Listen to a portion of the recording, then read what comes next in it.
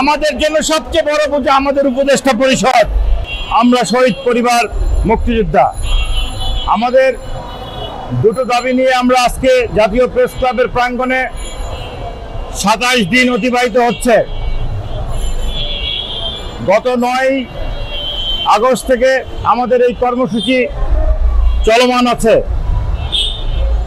আমরা আজকে অত্যন্ত ভারাক্রান্ত হৃদয়ে আমার গরিব দুঃখী মানুষকে সাথে নিয়ে আপনাদের দৃষ্টি আকর্ষণ করছি। জাতির বিবেক, জাতীয় নেতা, তথাকথিত সরকার, দায়িত্ব কাণ্ড জ্ঞানহীন সরকার, তাদেরও দৃষ্টি আকর্ষণ করছি। প্রিয় দেশবাসী, আপনারা জানেন 24-এর গণ আন্দোলনে আমাদের প্রত্যাশা কি ছিল? আমরা যারা প্রতিটা মানুষ আশা করেছিলাম যে আমাদের আকাঙ্ক্ষা দীর্ঘদিনের, সেটা আমাদের এই প্রশাসন, আজকের সরকার, তারা নিবেদিত হবে, তারা আমাদের পাশে থাকবে।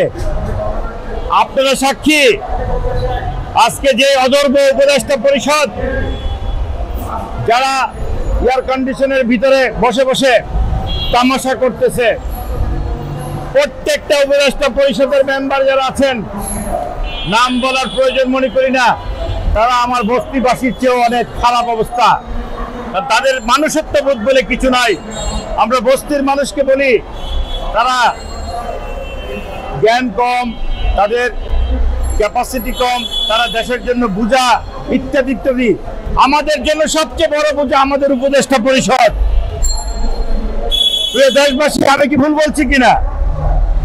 আমার এত রক্তের বিনিময়ে, এত কিছুর বিনিময়ে আমরা একটা উপদেষ্টা পরিষদ পেয়েছিলাম। সেই উপদেষ্টা পরিষদের এতগুলো উপদেষ্টা আছেন, তাদের কি 1 ঘন্টা আধা ঘন্টা সময় হলো না? তারা আইসা এই প্রেস ক্লাবে আমাদের সাথে একটু সহানুভূতি দেখাতে পারতেন না? তারা কেমন উপদেষ্টা? তারা কিভাবে দেশ চালাচ্ছেন?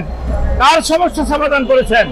নুরুল হক নূর যখন মার খেলো এবং সরকারই তাকে মার দিল, তারপরে এখন মলম লাগাচ্ছে। এখন সবাই ব্যস্ত নুরুল হক নূরকে নিয়ে।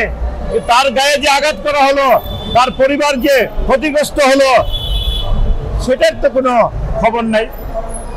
আপনারা তাকে এখন বিদেশে পাঠাবেন, দায়িত্ব মুক্ত হতে চাচ্ছেন, আপনারা পাঠাবেন, ভালো কথা, আমরাই দাবি করছি পাঠান।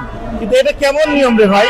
আগে প্রথমে আমাদেরকে মারবেন, আমাদেরকে না খাইয়ে রাখবেন, আমাদের ঘর বাড়ি কেড়ে নেবেন, আমাদের ব্যবসা বাণিজ্য কেড়ে নেবেন, আমলাতান্ত্রিক জটিলতা রাখবেন, ন্যায্য ফয়সালা করার জিনিস সেটা আমাদের অধিকার আমাদেরকে দিবেন না।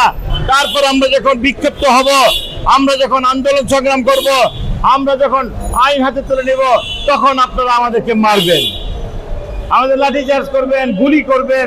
বাহ, কি চমৎকার ডিজাইন আপনাদের! 7 তারিখে ফাসলা হবে। আপনারা আপনাদের চরিত্র জাতির সামনে উন্মোচন করে দেওয়া হবে। আমি বাংলাদেশের সেনাবাহিনী সহ বাংলাদেশের সুশৃঙ্খল বাহিনী বলতে পুলিশ সহ যাদেরকে বোঝায়, তাদেরকে আমি একটা মেসেজ ক্লিয়ার দিয়ে দিচ্ছি।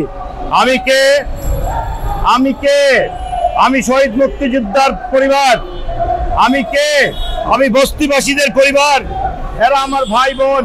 28 বছর যাবৎ বস্তিবাসীদের অধিকার নিয়ে, গরিব মানুষের অধিকার নিয়ে আমি লড়াই সংগ্রাম করছি। আর এই লড়াই সংগ্রাম করতে গেলে বারবার এই সরকারের যেই থাকছে তারা আমাদের উপর আঘাত করেছে।